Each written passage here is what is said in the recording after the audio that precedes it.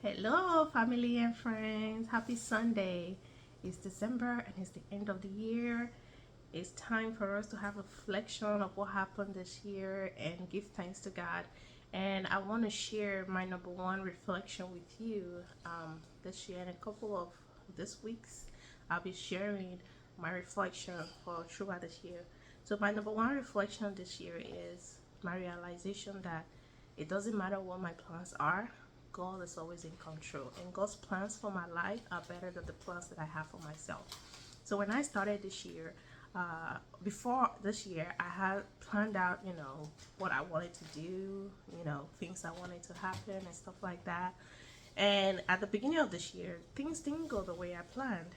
And when I began to realize that, I was sad, and there was times I even cried, and I asked God, "What's going on?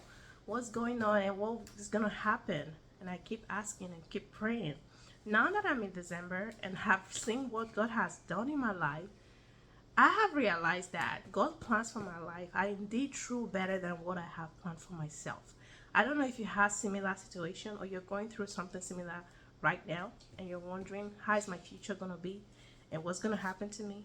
I just want you to release all that struggles, all that doubt, all that fear.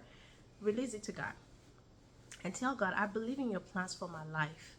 I surrender to you all my will, all my struggles, all my plans. I place it in your hands, God. Take control.